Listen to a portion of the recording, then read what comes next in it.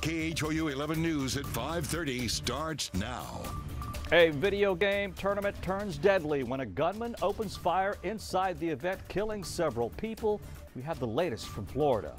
A scare on stage for Beyonce and Jay-Z. A closer look at the fan who rushed the stage at their concert.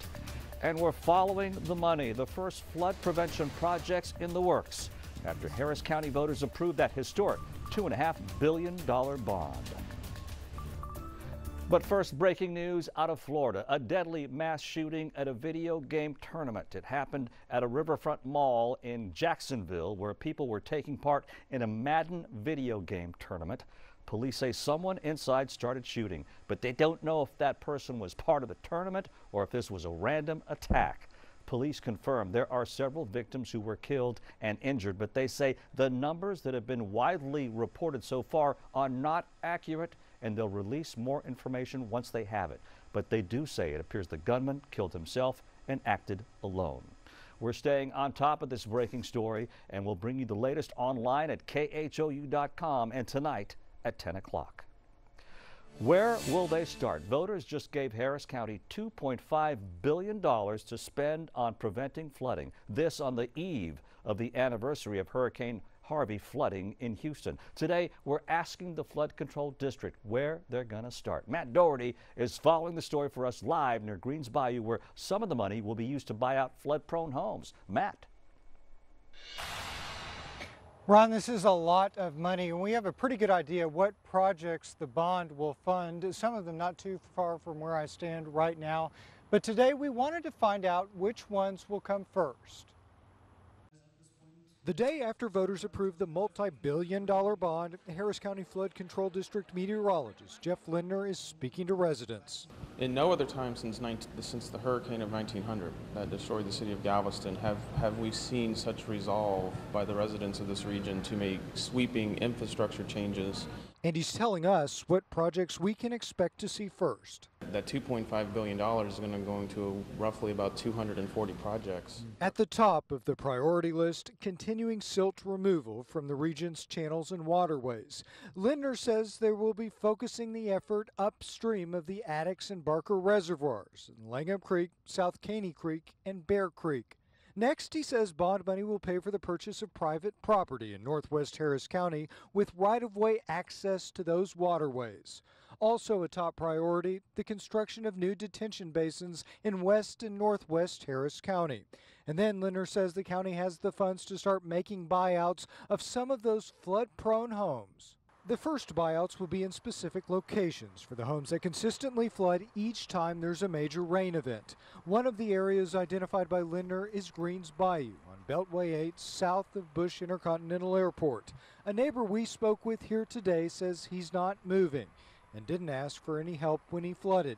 He says he's rebuilt his home all on his own. Other locations Lindner says they'll focus on for buyouts include homes along the San Jacinto River and Cypress Creek, also homes along Halls Bayou on I-45 downstream of Highway 59. We're never going to eliminate the risk of flooding here. We're going to always have that risk, but we can all work together to reduce that risk. Now, I asked Lindner when we can expect for some of these projects to begin. He said many of them have already started. We're live from Greens Bayou, standing for Houston. Matt Doherty, KHOU 11 News. All right, thank you so much, Matt. Right now, the Red Cross is helping several people who had to evacuate their apartments overnight during a massive fire. You can see how intense the flames were. This happened at a complex on Renwick at Clairwood in southwest Houston. Firefighters believe it started in the attic, but they're still investigating the cause. They were able to get the flames under control quickly, but 8 units were damaged by fire and water. Luckily, no one was hurt. A lot of families getting ready tonight for the first day of school tomorrow. Here's a look at the district's starting classes. Houston, Cy-Fair, Huffman, Goose Creek, Waller, and Galveston ISD.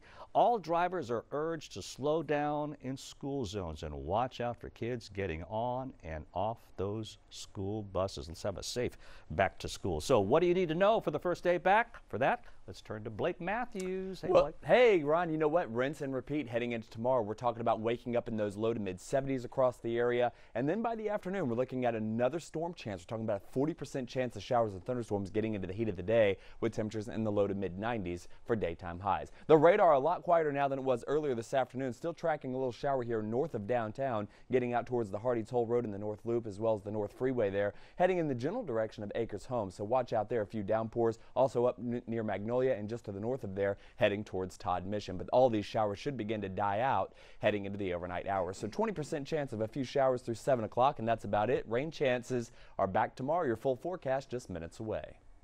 All right, thank you so much, Blake.